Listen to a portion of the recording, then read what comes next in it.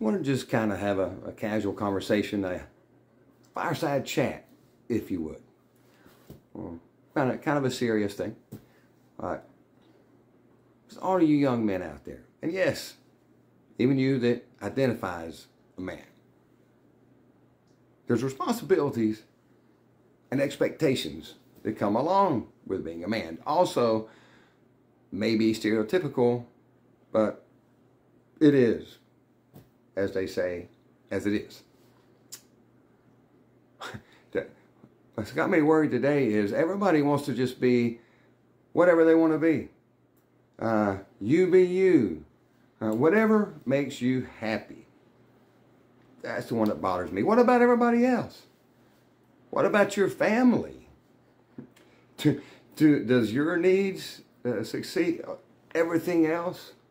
Is that the most important thing in the world, is your needs? Got to think about others. Not necessarily just society, but the people around you. Are you doing anything to improve them? Are you doing anything to improve self? Only you can take responsibility for what's happened in your past to improve your future, right? It's not what happens to you in your life that determines your life's future. It's what you do about what happens that determines your life's future. No matter the circumstances or what you identify as, it doesn't matter.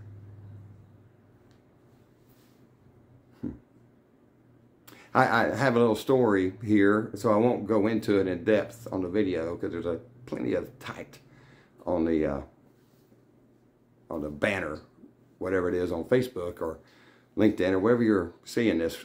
And is this a challenge? What's your opinion of a real man? Well, my example of a real man is my father, or was my father. Like I said, I really go into it deep.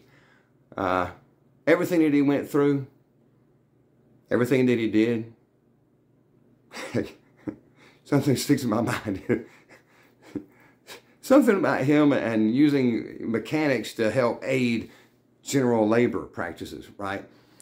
He built his dream home. He was 80-something years old when this occurred, and we had to build a ditch from one house to the garage and a garage apartment. And it was probably 100 yards. Then another ditch from there over to the barn, and that was probably another 100 yards. So at least 200 yards, 6 foot deep, blah, blah, blah. And he wanted me to come help dig it. I was like, sure. Tell you what, let me come over there and look, see what we got. And I looked at it, I was like, okay, I'm going to call this rental place and get this, ditch digger thing. Like $300 for an entire weekend. Oh, no, that's a waste of money. Why pay something when you could do it yourself?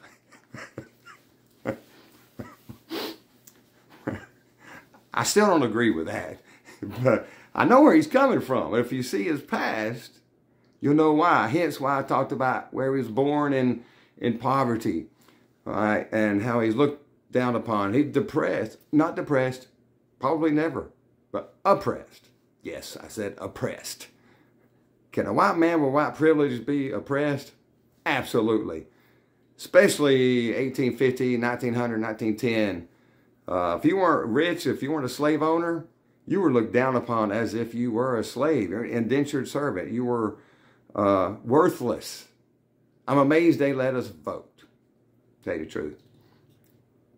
But, yeah, I always say you can be what you will to be. But you got a will to be something. And I'm talking to you 30-year-old, 40-year-old men that are sitting in your parents' house playing video games all freaking day.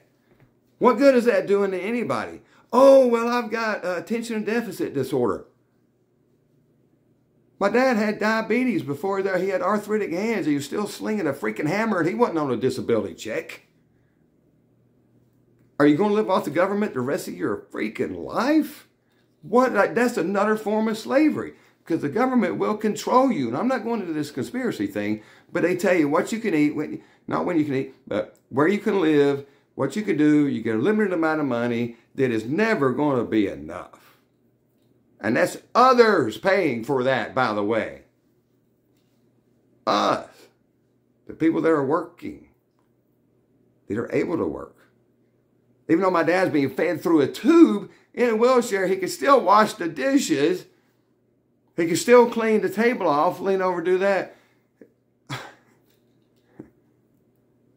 Oh, just whatever makes you happy. Whatever makes you happy. Don't worry about anybody else.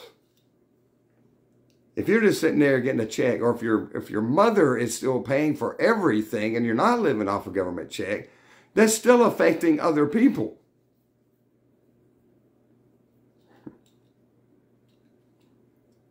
Maybe this is a challenge. Stand up. Do what's right.